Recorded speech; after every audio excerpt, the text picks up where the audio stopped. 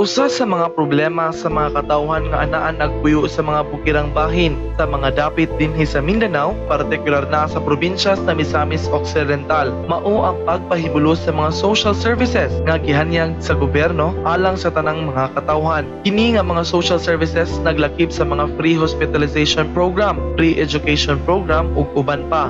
Apan tungod sa ilang sitwasyon nga anaa sila namuyo sa mga lugar nga layo sa sentrong bahin sa lungsod, dili kayo kini nila dali-daling matagamtaman nga mga libreng programa.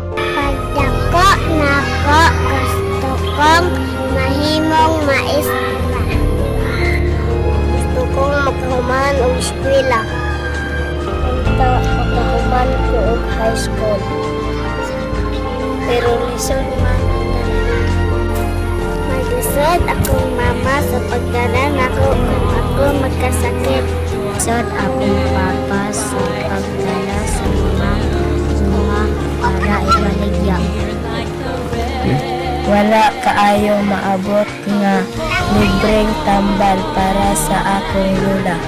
Usa-usab sa nahinagbo nga mga hagit sa mga katawhan sa maong mga barangay mao ang pagbiyahe aron nga makapahimulos niini nga mga nasakpit nga benepisyo diin naglisod kayud sila sa pagtugbong tungod sa kagamay sa ilang mga kadalanan nga sa kaniadto gikinahanglan gayud nila ang pagsakay sa ilang mga kabayo aron lamang nga makaabot sa lungsod o ang uban usab niana kinahanglan pa magbaklay og pila ka kilometro ang gilayon gumikan nga wala gayud sakyanan sama sa motorsiklo ang musulod ni ini nga dapit tungod sa kagamay ni ining dalan nga imposible gayud masudlan sa mga mobile medical vehicles aron dili na sila kinahanglan mobiyahe paingon sa sentro para makasulay sa libreng serbisyo.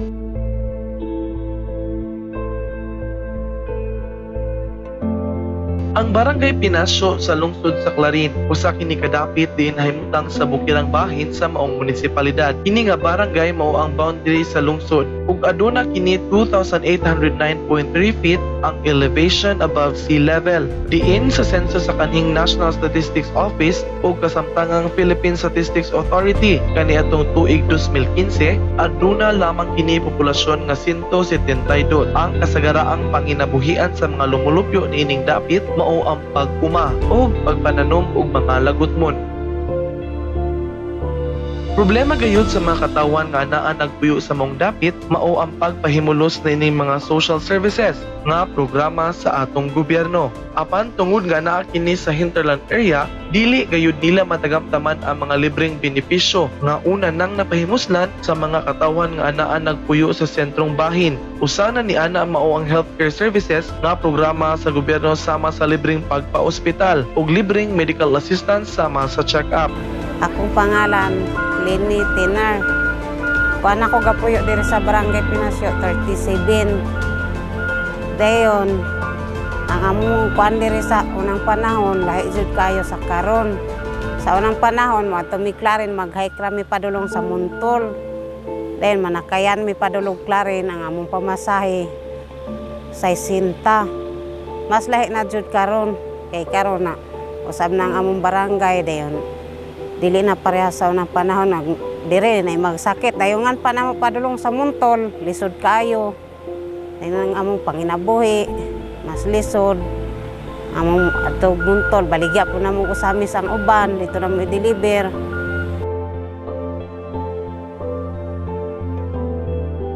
Akong pangalan day si Tercio Tobata, lumulupyo sa sakop sa Clarin, Misamis Occidental. Taga Purok Uno. Sa una nga akong nabatian diri sa una nga panahon, sa kalisod na mo diri among isagubang ang tanang mga problema. Sa panahon nga naay na among pasyente nagkalisod gid mismo ayo diri, dinayo nga mi sa kalisod na mo sa among dalan walay kasada. Sa una amo lang yung agabuhaton, dayungan aron lang gid masulbad ang kinabuhi sa tao. Ang edukasyon usab nga programa sa gobyerno hingpit nga pagapadayunon taliwala sa kalayo sa mga dapit tungod mao kini ang kamatuoran sa ilang saad nga maghatag og accessible ug hindot nga kalidad sa edukasyon sa tanang mga kabatan-unan nga anaa sa mga bukirang bahin. Ang Department of Education nagsugod og pagpatukod og mga learning facilities. Umas na ila isip last mile schools sa mga remote o bukirang bahin. Bisan ba man tuod nga dugay na ang maong tulunghaan sa Barangay Pinasyo, usag gihapon sa hagit nga nahinagbo sa mga magtutudlo, mao ang kalisod sa pagbiyahe paingon sa maong barangay. Gani, ikinahanglan gayud nga didto sila mopuyo og usa ka semana aron mausa ang ilang biyahe kay tungod lagi layo ang maong dapit ug lisod ang pagsulod tungod nga kinahanglan pa sila magbaklay ug musakay sa mga kabayo nga gipahulam sa mga ginikanan para lang makaabot sila sa maong barangay. Ako si Mrs. Lisa Rodinas Tuliao, school head sa Pinasyo Elementary School. Every week mi moadto. So Sunday morning moadto na mi. Gikan diri kinahanglan gid mi nga maningkamot nga sayo gid makagikan. Kaya na problema sa imong sasakyan. So kasagaran sa among masakyan from Clarin, either habal-habal or kung sirtihon mi katong jeep ka kay mas ganahan mi adto kay murag dili kay mi maglisod sa pagsakay. Pero tungod lagi kay daghang kay pasahero, orat po to dili kay ito talaga sara mi adto makakuan. Oo. So kasagaran gyud isa balabal. Ikan sa Clarin, padulong na dayon diri sa Guba. So gikan sa pag-abot sa Guba, tagbuon mi didto og kabayo. Duha mo akong dala. Bernard o Pinasyo. So kung mo drop ko sa Bernard, aridyo ko agi sa Guba. So gikan sa Guba, mutabok mi og kanang naang suba diha. Dayon, wala gina malipay na lang jud ko nga ang makontak gitong kabayo sa bukid kung dili, patigong paita hike gyud. Nya ang Bernard ba nga bukid sa ang Kasalas Bernard Guba bagay kayo din. Kung si diri sa nakaadto mo siguro mo ana bagay kay sa maayo. Hang gihapon ting hanga kari mag-uyo ko. Paita niya ko lang sa mag-hike kani. Mo ginay pangandoy na mo didto tanan. Sus kanus apa ka may tabo na siya no. Then kamo taga diri ba mo tanan o parehata. So mo ginay akong badungog sa mga katutubo nga adi na gina mahitabo ma'am. Dugay na gid pinaabot ana pero wala gid man ba na gid siguro tay paglaom. Muna nga pagkahitabo nga tinga to nakita nang bitaw ko nag-start na pastilan milagro gid ba. Pero milagro gid nahitabo kay kung sa kaduging panahon pila ka administrasyon ni Agi. Sa panahon ra gyud sa atong congressman nga nahitabo. Di gid dako jud kini blessing sa tuwa. Nga nahitabo ba na karon? Mura bitang nagdamgo lang ka. Nasa una ang dalan kuan lagi terrain lang imo agian padulong sa eskwelahan then magana-ana pag in town. Karon bukid man tuod pero dako na kay siya kasada. Ako si Mrs. Mayet M. Ugaw-Ugaw. So na-assign ko og Pinasyo way back 2014. So 2 years ko dito kay pag 2016 nabalhin man kog Dalingap. So ang akong experience so grabe gyud murag di gyud kabayran bitaw jud. Kanang kung i-compare na ako sa akong mga stations kay from Pinasyo, Dalingap, Bituon, Malibangkaw, and last diri sa Gata. So, grabe gyud ang Pinasyo kay tanan ma-experience nimo katugnaw, kalisod sa dalan. No, then wako ga-expect nga inana day ako ma-assignan nga school nga makita na gid nimo ang kuan tanggog. Tanaw po ka dito sa Pikas ang Jimenez, mga bata dito, luoy kaayo, mga Subanong. O, makita nimo din. Ang pumiro gina akong pagsaka dito, first time na ako nakasakay jud og kabayo. So dito ko sa Muntol nag-agi. So ako nag-agi diri sa Clarin kay mao to man atong dalan before o paingon og Guba kay medyo rocky road pabitaw siya. So kung i-compare nimo dito sa Muntol, so highway na gid siya, simento, pero ay nay part nga simento na puy, pero lahi ra gid ang dalan. So kuan man nakayan mig sa Usamis dito sa merkado pa. Then paingon og Muntol, then Sa Muntol proper, dito na naghulat din ang among mga driver sa kabayo. Oto din sa Muntol mutabo pa jud kag Suba. So from Suba saka na dayon dito sa Pinasyo. Then mga mo sakay kag kabayo mga 2 to 3 hours gyud ang sakay. So kung first time nimo, manakit gyud ang imong lawas kay siyempre ka nang marapitag mangusog jud kag sakay sa kabayo. Then pamaulan na imong lawas. Sakit jud imong lawas, grabe gid ang experience. Then pag-abot dito, murag sana ka nang grabe gid ba kanang ang akong gibuhat pagsaka. Pero kung nana ka sa taas, murag hayahay na kayo kay nindot naman ang view. So makita gid nimo dito nga ang mga bata need jud og education. So as an educator, kanang grabe gid ang challenge. Ana ba nga gitawag jud ko sa Ginoo nga para diri para masabtan po nako ang kinabuhi sa mga subano kay kung i-compare nimo sa ubos lahi ra man gyud ang experience. So mga bata luoy kaayo dira sa community dira sa mong gipuy-an tuwa pa gyud didto ang among school sa Pikas Bungtod. So muna hike na pud mga almost 30 minutes saka paingon dito sa school kay ang school wala man gyud dito sa community. So separate man gyud siya. So another challenge na pud. No, then kami uban gid mi sa mga bata. Di gid mi pwede nga kay duha ra mi ka teacher dito. Dili pwede nga kami ran duha matu sa school. So mo ubay gid na mo ang mga bata kay wala bitaw kay minasayod sa lugar nya. Dagan pagid kay mga sagbot, di usahay na poy mga halas ana ba. Nadibi kay maklaro nimong halas kay isa kanang camouflage bitaw na sila. O then ang mga bata dito kanang luoy kay ang ilang mga pagkaon ana then kung naapod mi madala mo share pud mi nila kay mas blessed pa man mi nila. Ako si Mr. Vicente Dosaico de Saican, nalabay ko dito sa Clarin North. Then na-assign ko sa Bernard Elementary School ug ang akong satellite ang Pinasyo nga Elementary School. So duha ka schools nga akong gidala to nga time pagkahimo nako nga school head. Dito sa Pinasyo kana na ang bisan tuod nga taga Clarin ko, taga Tinaklaan ramang ko kanang sa ako ng pagkamaestro nakaadto gyud ko atong lugara tungod kay kung paminawon nato ng lugar sa una sa Pinasyo layo na gid ba dayon adto nga time nga nagtrabaho wala nagitay laing choice mo adto magid ta. So adto nga time ang pag-adto sa Pinasyo bisan gani pag-anha sa Bernard kanang baktas ra gyud no mag-hike ra gyud dayon bisag unsaon akong paningkamot nga madali ko pag-abot sa atong eskwelahan sa Bernard pero it will take me mga 55 minutes siguro hiking dayon kanang Pinasyo gikan sa Bernard inig adto nako didto lisod gyud kay wala siya klaro nga dalan magsugok-sugok lang ta sa kasagbutan kay wala man ko naanad og agi didto sa barangay Muntol no. Dinhi man gyud ko magsumikad sa guba paingon sa Bernard dayon adto ko sa Pinasyo.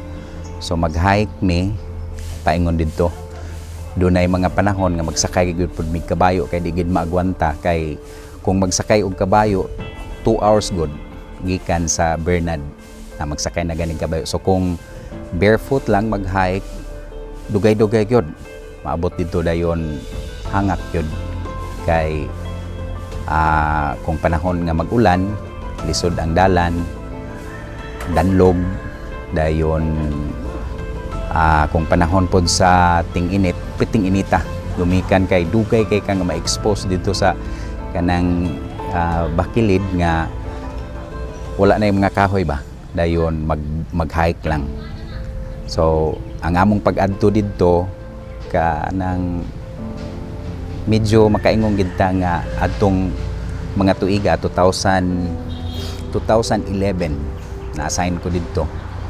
So medyo apiki gyud ang pag-adto. Tungod sa mulo sa mga katawhan nga anaa nagpuyo sa maong bukirang bahin, aduna gayud usa ka lider nga nakadungog ni ining ilang mga tawag aron nga mahatagan og tubag ang ilang mga panginahanglanon. Si Deputy Speaker sa 18th Congress ug Misamis Occidental 2nd District Representative Attorney Henry Sevilla Waminal isip nga representante sa maong distrito na ningkamot gayud nga sa iyang representasyon sa Kamara mapasukipanong pondo ang tanang mga hangyo sa mga lideres sa lungsod nga mga proyektong adunay dagkong kapahimuslan sa mga katawan sa mga nagkadaiyang dapit sa lungsod. Ang mga kadalanan mao ang usa sa iyang mga gipaningkamutan nga matinuod aron nga posible na kining mabisitahan sa mga representante sa mga nagkadaiyang buhatan nga maoy responsable ni ining mga serbisyo sama sa Department of Health. Usa gayud sa iyang nakita nga adunay dakong problema mao ang Barangay Pinasyo nga dili lamang gayud ang pagpahimulos sa mga social services nga programa sa gobyerno kun dili lakip na ang hulga sa mga walhong grupo nga anaa nagpalibot sa ilang dapit. Busa kini nga proyekto na himugso pinaagi sa usa ka hiniusang paningkamot ni Deputy Speaker Waminal ug sa Philippine Army kauban sa 10th Infantry Battalion ilalom sa pagpangulo ni Lieutenant Colonel Ray Chongson ug pinaagi usab sa 54th Engineer Construction Battalion ilalom sa ilang battalion commander nga si Colonel Emerito Pineda ug lakip na ang lokal nga pangagamhanan sa Clarin sa pagpangulo ni Mayor Glory Ferroa. Sa pagbanabana ni Deputy Speaker Waminal sa budget sa maong proyekto, dako gayud kayo ang posibleng gastuon sa Department of Public Works and Highways sa maong proyekto nga mukabat gayud og 500 million pesos kapin kun kulang. Apan, tungod ni ining partnership nga iyang nabuhat, posible na kining maminusan tungod kay ang manpower sama sa paghakot og mga yuta, simento ug uban pa anaa naman sa engineering brigade. Ilabi na usab ang mga ekwipo nga kikinahanglan gayud nila sa pagpatrabaho.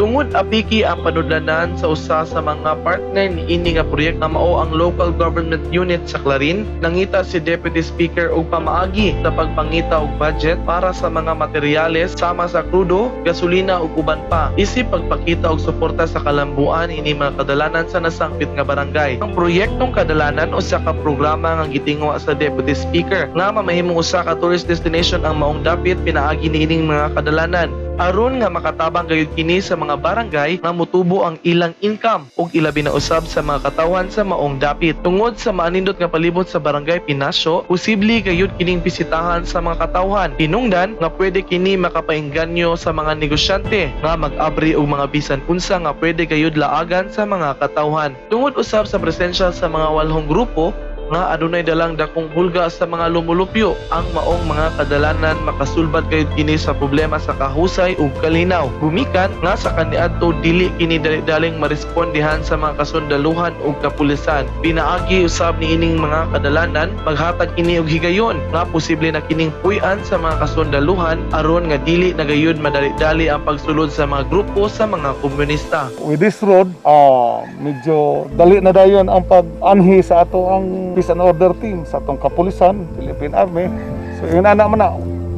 This will be attested by Colonel Chengson and Colonel Pineda nga when there are already good roads going to the hinterlands, hinahinay po og kawala kay labaw sa tanan, wala na sila kausa, no? Kanang giingon nga inhustisya. Sabot pasabot, dili na sila makaingon nga napasagdan ang mga katawhan na biyaan sa gobyerno.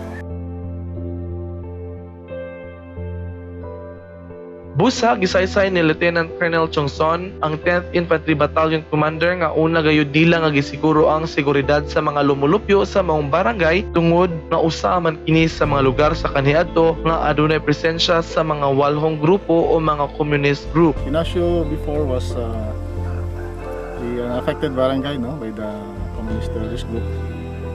But in 2018, na-clear na ito, and part sa among normalization process is to ensure the sustainment of peace and security diri sa barangay. Tungod sa tinguha nga kalambuan ug pangandoy nga magaan ang ilang giaswat nga kabugaton sa matag adlaw nga panginabuhian, gumikan sa kalisod sa dalan nga ilang gibaktas sa pila ka oras, usa gayud si Deputy Speaker Waminal sa mga nakakita o nakadungog ining mga mulo ug naningkamot na matubag ang kalisod sa kahimtang sa katawhan. Mga kalisod nga ilang nasinati sa kaniadto, tunhay nagayud nilang makalimtan sa umaabot ang ilang mga pait nga kaagi, ilabi na sa ilang mga kahadlok ug kaguol sa presensya sa mga communist group. Gumika ni ining mga paningkamot sa usa ka lider na adunay kasing-kasing nga mubati sa katawhan. Ang road to peace mao ang dalan sa tinuod nga kalinaw ug kalambuan sa ilang dapit ug sa tibuok segundo distrito sa Misamis Occidental.